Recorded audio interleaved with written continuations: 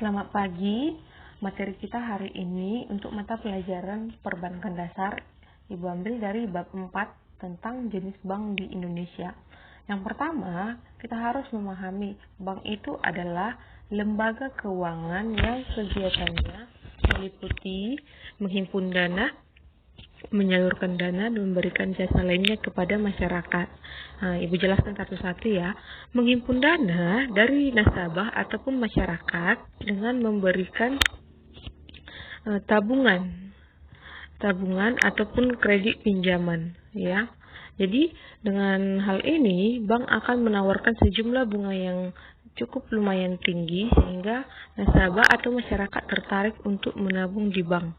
Yang kedua, menyalurkan dana. Menyalurkan dana dalam hal ini memberikan berupa pinjaman atau kredit ke masyarakat dan juga menawarkan bunga sebagai tambahan biaya ketika akan meminjam. Dalam hal ini, bank akan melayani pinjaman dalam bentuk uang tunai ataupun memberikan kredit perumahan dan kredit kendaraan maupun kredit surat berharga lainnya, dan memberikan jasa lainnya kepada masyarakat. Jasa dalam hal ini yang diberikan pihak perbankan kepada masyarakat adalah meliputi pembukaan rekening tabungan, penutupan rekening tabungan, anjungan tunai mandiri atau ATM, dan memberikan pelayanan dalam deposito, serta melakukan pelayanan transaksi dalam negeri maupun luar negeri. Dalam hal ini, perbankan diatur dalam Undang-Undang Nomor 10 Tahun 1998. Perlu kamu ingat, tujuan dari bank itu ya melaksanakan ekonomi nasional dalam rangka peningkatan pemerataan, pembangunan ekonomi dan stabilitas nasional dengan tercipta kesejahteraan masyarakat. Dalam hal ini, perbankan bertindak sebagai pihak penyalur dana dari pemerintah kepada masyarakat sehingga dapat mengembangkan usaha-usaha yang dimiliki masyarakat. Dalam hal penyaluran dana dari pemerintah kepada masyarakat bisa berupa bantuan tunai maupun bantuan sosial.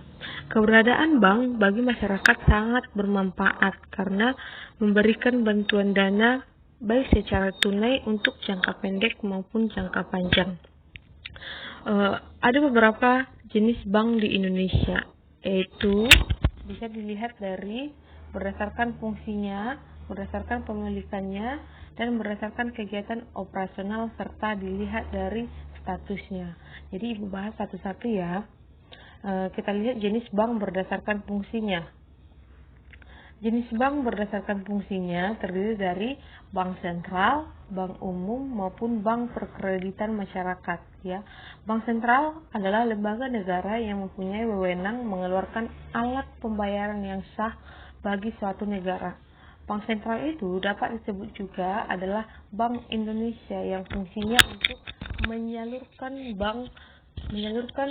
dana ke bank di seluruh Indonesia. Jadi dalam hal ini perlu kamu ketahui bank sentral tidak mencetak uang rupiah. Yang mencetak uang rupiah adalah Peruri ya, atau percetakan uang Republik Indonesia. Bank sentral hanya sebagai pihak yang menyalurkan dana tersebut kepada seluruh bank di Indonesia.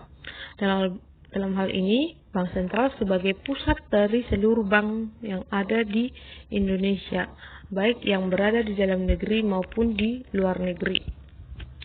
Bank sentral tidak melakukan kegiatan operasional bank umum pada umumnya, seperti membuka tabungan, melayani masyarakat dalam membuka tabungan dan menutup tabungan. Bank sentral tidak melakukannya. Ya, tugas dari bank sentral itu adalah melakukan kegiatan khusus yang diberikan pemerintah, yaitu mengawasi seluruh bank di Indonesia dan mengawasi stabilitas keuangan di seluruh Indonesia. Yang kedua ada bank umum. Bank umum adalah bank yang memberikan jasa dalam lalu lintas pembayaran. Maksudnya, bank umum di sini sebagai pihak yang melayani nasabah secara umum di lapangan, yaitu dalam membuka tabungan ataupun memberikan kredit pinjaman. Contohnya Bank BRI, Bank Mandiri, Bank BCA, dan bank umum yang bisa kamu lihat di sekitarmu. Selanjutnya adalah Bank Perkreditan Rakyat, yaitu bank yang melayani golongan UMKM yang dekat dengan masyarakat yang membutuhkan, yaitu Bank Perkreditan Rakyat, yaitu bank yang ada di daerah atau dekat-dekat dengan masyarakat, biasanya usaha menengah, usaha mikro, kecil, dan menengah, yaitu contohnya pedagang, pelaut, ataupun usaha-usaha kecil lainnya. Ya, selanjutnya contoh di sini bank sentral itu tadi dijelaskan adalah Bank Indonesia. Ya, sedangkan bank umum itu bisa contohnya BRI, BNI, BCA, BJB yang ibu telah lampirkan fotonya ada di bawah. Ya, yang kedua jenis bank berdasarkan kepemilikannya. Bank berdasarkan kepemilikannya dibagi menjadi 5. Ya, di sini ibu buat 4 karena tidak muat slide-nya, jadi nanti ibu tambahkan sendiri dengan menjelaskannya. Bank milik pemerintah yaitu bank yang akte pendiriannya maupun modal dimiliki oleh pemerintah. Contoh BRI, BTN untuk kredit perumahan, Mandiri maupun BNI. Maksudnya di sini adalah bank tersebut merupakan milik pemerintah Indonesia dan segala kegiatannya diawasi oleh pemerintah Indonesia serta memiliki permodalan dari pemerintah. Biasanya bank-bank pemerintah itu sudah membuka listing di Bursa Efek Indonesia dengan kodenya masing-masing sehingga masyarakat dapat membeli saham perusahaan tersebut. Selanjutnya ada bank milik swasta nasional, bank yang seluruh atau sebagian dimiliki oleh swasta nasional. Maksudnya bank swasta nasional adalah bank yang dimiliki oleh perseorangan tetapi berada di Indonesia. Ya, contohnya itu seperti BCA, CIMB, dan Bank Danamon. Yang selanjutnya ada bank milik koperasi. Bank milik koperasi adalah bank yang kepemilikan saham-sahamnya berbadan hukum koperasi. Contohnya Bukopin atau Bank Koperasi Indonesia. Yang keempat ada bank milik asing. Bank milik asing atau pemerintah luar negeri dan kepemilikannya dimiliki oleh pihak luar negeri. Artinya di sini adalah bank suatu negara dapat berada di Indonesia tetapi kepemilikannya tetap menjadi milik asing, tetapi dana yang berada dalam bank tersebut adalah dana dalam masyarakat domestik. Begitu juga dengan Indonesia. Indonesia memiliki beberapa bank di Malaysia, Singapura yang mendukung kegiatan perbankan dari orang Indonesia di negara tersebut. Contohnya apabila TKI atau tenaga kerja Indonesia ingin melakukan pengiriman kepada keluarganya di Indonesia. Jadi dalam hal ini bank milik asing mendukung perbankan bagi warga negaranya di negara tersebut maupun warga negara dari negara tersebut bisa melakukan tabungan ataupun transaksi dalam bank milik asing. Ya, jadi itu semua tergantung dengan keuanganmu mau milih bank dalam negeri maupun bank milik asing. Yang selanjutnya ada ibu tambahkan adalah bank milik campuran atau bank milik campuran artinya bank tersebut dimiliki asing sebahagian ataupun dimiliki oleh orang dalam negeri. Ya, nanti bisa kamu cari sendiri contohnya. Jadi di atas sudah ibu lampirkan foto-fotonya untuk bank-bank yang ada di Indonesia. Ya, selanjutnya ada bank berdasarkan kegiatan operasionalnya. Bank tersebut dibagi menjadi 2, yaitu bank konvensional dan bank syariah. Bank konvensional sama dengan bank umum, tetapi menerapkan bunga dalam produk perbankan. Ya, contoh, ketika membuka tabungan akan ditawarkan sejumlah bunga, yaitu apabila kamu menabung akan menambahkan jumlah tabunganmu yang berasal dari bunga. Begitu juga dengan ketika membuka deposito, pihak perbankan akan menawarkan sejumlah bunga deposito yang menarik simpati masyarakat untuk menabung uangnya di bank tersebut. Dan ketika masyarakat melakukan peminjaman, bank juga akan menawarkan sejumlah bunga, ya, bunga sehingga menambah jumlah pinjamanmu ketika akan membayar nanti, ya. Jadi di sini bunga sebagai tambahan untuk bank, ya, tambahan pendapatan untuk bank. Sehingga dalam hal ini ketika kamu menabung, kamu akan melihat kesenjangan antara ketika menabung dengan meminjam dapat dilihat dari bunganya, ya. Selanjutnya bank syariah. Bank syariah adalah bank yang melaksanakan kegiatan usahanya berdasarkan syariat Islam, di mana tidak menerapkan bunga atau riba. Dalam hal ini, bank syariah itu didasarkan pada kaidah-kaidah Islam, yaitu tidak boleh menggunakan bunga, tetapi menerapkan dengan istilah bagi hasil. Dan seluruh nasabah ataupun pengusaha yang meminjam uang di bank syariah tidak boleh memiliki kegiatan usaha yang bersifat haram.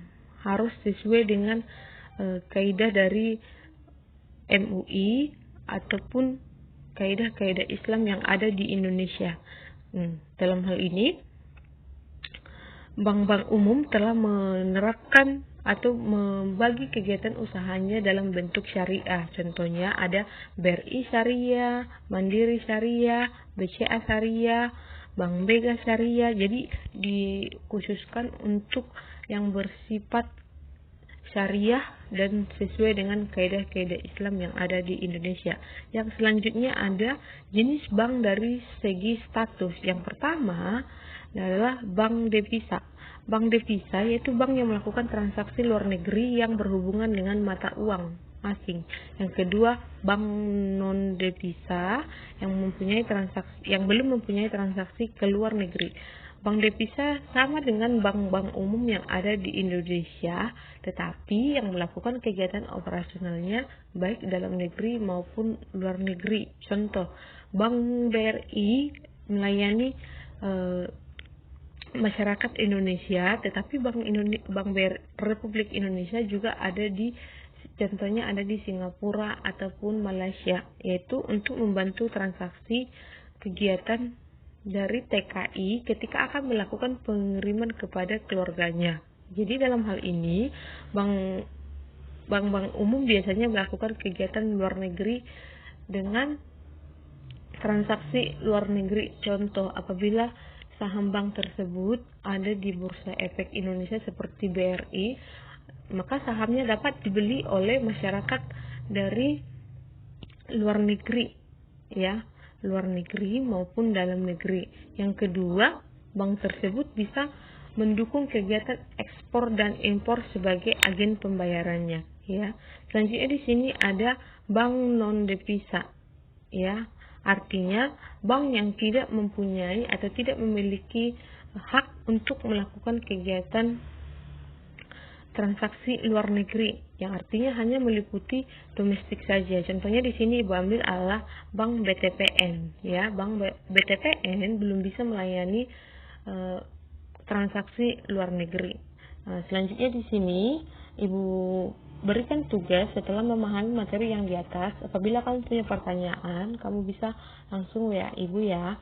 Selanjutnya di sini tugas perbankan dasar untuk Senin 25 Januari 2021 bisa kamu ambil dari buku paket perbankan dasar halaman 100, yaitu tugas proyek nomor 1 dan 2. Dan dalam hal ini catatannya, kumpulkan dan upload melalui e-learning SMK.